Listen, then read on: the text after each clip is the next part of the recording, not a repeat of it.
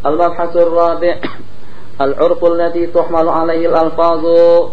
Huruf alladhi tuhmalu alaihi al-alfaz innama huwal muqarinus sabiqu dunal muta'akhir dunal muta'akhir. Huruf yang mana yang akan kita jadikan sebagai panduan, apakah huruf yang sabiq atau dengan huruf yang muqarin? Istilah baru lagi. Ada huruf sabiq, huruf yang dahulu.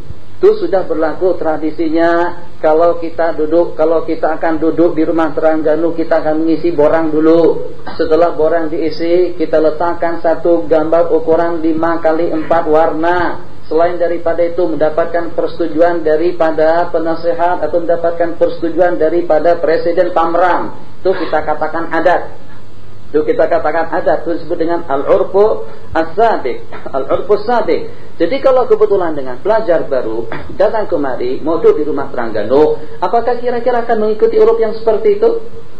Ataupun juga yang seketika pada waktu datang ke rumah Terengganu, ternyata dengan presiden atau juga dengan pihak yang dipertua di sini mempunyai peraturan baru, di mana dengan peraturannya yang datang cukup memberitahu kepada penghuni bilik bahwasanya dia mau duduk di sini, tak payah ngisi borang, tak payah ada gambar, tak payah mendapatkan persetujuan daripada Presiden Pamram. Ini juga uruf.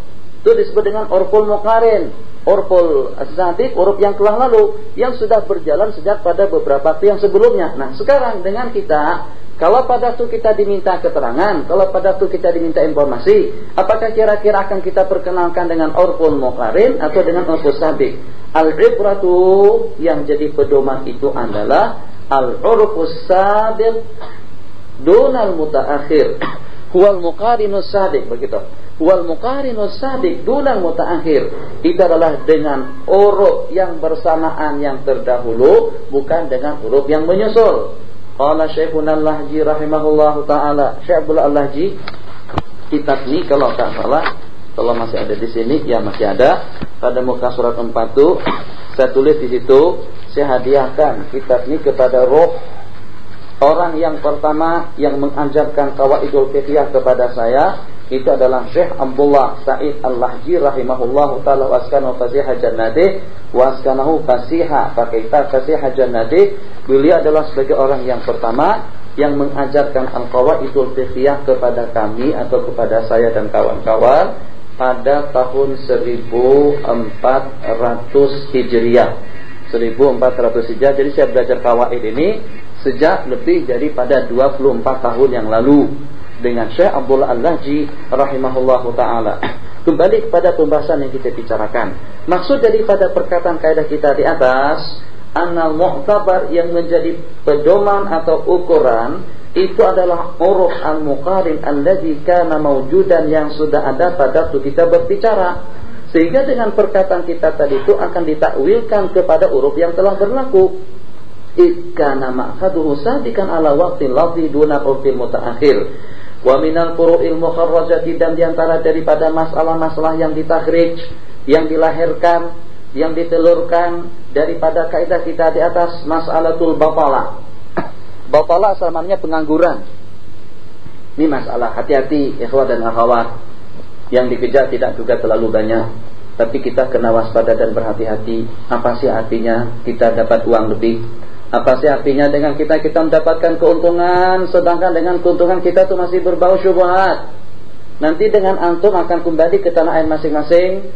Mungkin yang jadi pegawai kerajaan, mungkin yang menjadi pengusaha, mungkin yang menjadi petani, pendakwah, dai, ustaz, terserah menurut profesi masing-masing, menurut profesinya masing-masing.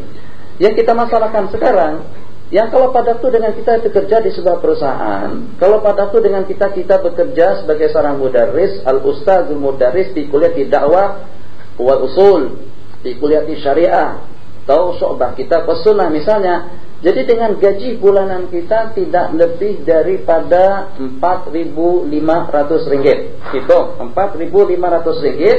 Berarti kalau kita hitung, kita bagi 30, maknanya dengan tiap harinya kita menerima gaji tidak kurang daripada 150 ringgit. Bulanan 4.500. Permasalahan yang timbul, kalau kebetulan pada bulan yang berkenaan tadi itu jumlah kita masuk mengajar tidak lebih daripada 20 hari saja. Sebab karena hari nasional, memperingati hari ibu, peringatan hari jadi, peringatan hari anak, peringatan hari guru, peringatan hari bapak, peringatan hari apa, macam-macam, yang sehingga kita masuk kuliah mengajar tidak lebih daripada 20 hari saja. Ini urutnya macam mana? Kalau kita mengajarnya setakat 20 hari saja, apakah kita tetap menerima gaji kita 4.500? Atau kita hanya punya hak untuk menerima gaji setakat 3.000 saja? Sebab kita masuk selama 20 hari. 20 hari kali 150, gaji kita berarti 3.000. Penuh sepanjang bulan berarti gaji kita 4.500. Kalau memang ada urutnya seperti itu, sudah mutasaneh. Urut yang berlaku, yang walaupun kita tidak cukup 1 bulan, jelas terhalang dengan Jumat 4 kali, maknanya kita masuk hanya setakat 26 hari saja. Apakah gaji kita akan dipotong untuk 4 hari Jumat kita tidak masuk, tambah dikedah dengan di Kelantan dengan hari Sabtunya, Jumat 1 kali 4 berarti 8. Apakah dipotong 8 kali 150? Ikut urut Al-Muqarin As-Sabiq. Kalau memang urutnya yang walaupun masuknya tidak cukup, tapi tetap dengan gaji 4.500, oke, halal insyaAllah. Tapi kalau ternyata dengan urutnya tidak semacam itu, kalau kurang 1 hari dipotong 1 hari, kalau kurang 2 hari dipotong 2 hari, berarti dengan duit yang 4.500, yang walaupun mereka segan untuk memperkatakan semacam itu, tetap tidak halal diambil. Itu yang saya katakan berapa? 150 ringgit. Berapa dengan gaji lebihnya? Kalau itu daripada uang haram atau daripada uang syubhat.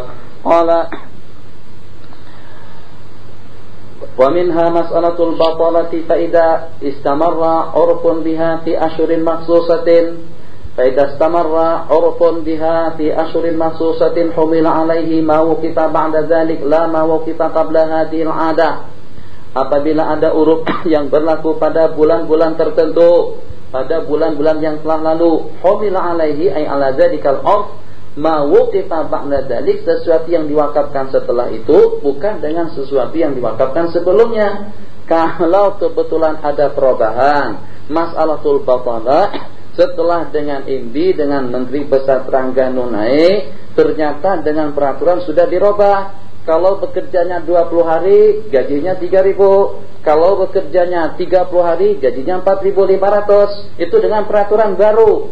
Jadi kira-kira peraturan baru itu berlaku dengan siapa saja? Kita katakan peraturan baru itu hanya berlaku kepada orang-orang yang bekerja setelah itu. Sementara dengan orang yang bekerja sebelumnya, peraturannya ikut kepada al-urfus sabiqul muqarin. Qala kiswatul Ka'bah. Macam mana urufnya? Kelambu Ka'bah. Bagaimana hukumnya? Apakah kira-kira dengan kelambu Ka'bah itu akan dijual? Apakah akan dihadiahkan? Apakah akan dibagi-bagikan kepada jemaah haji? Apakah disimpan oleh kerajaan? Seperti itu juga dengan tambang. Seperti juga dengan hasil daripada negara. Apakah akan dibagi-bagikan kepada rakyat? Apakah dibagi-bagikan kepada pemerintah? Apakah dibagikan kepada semuanya? Kiswatul Ka'bah.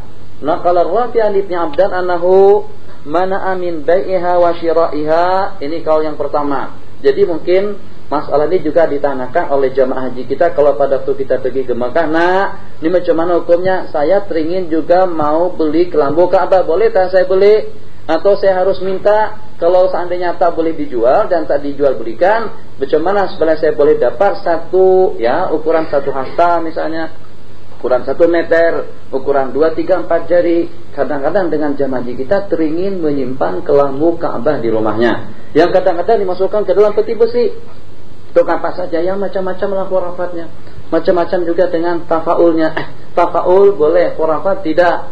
Jadi kalau dengan kita beroptimis, sebagaimana dengan Ka'bah itu dalam merupakan tumpuan daripada masyarakat Islam, sebagaimana dengan Hajarul Aswad itu dalam merupakan minat dan keinginan daripada kita semuanya, mudah-mudahan juga dengan tisu, mudah-mudahan dengan kapas, mudah-mudahan dengan kain yang kita sapukan ke batu hitam tadi itu, pada waktu kita letakkan di dalam peti besi kita letakkan di rumah kita, di kedai kita, di toko kita, minat masyarakat untuk berbelanja dengan kita seperti minat mereka waktu akan mengecup Hajarul Aswad. Itu namanya tafaul. Yang seperti itu insya Allah tidak mengapa. Jadi kita tidak bertuhankan dengan kain, kita tidak bertuhankan dengan tisu ataupun juga dengan kapas. Hanya ulama berpendapat tak boleh dengan kita menggunakan kapas, untuk kita menyapu minyak harum yang ada di lingkaran Hajarul Aswad. Kalau memang mau juga beli minyak harum sendiri, bubuh di kapas, sapukan ke Hajarul Aswad, kemudian dengan kapasnya kita simpan, itu silakan. Sementara memalit, menyapu, mengambil yang ada atau yang sedia ada di Hajarul Aswad, itu yang tidak dibolehkan.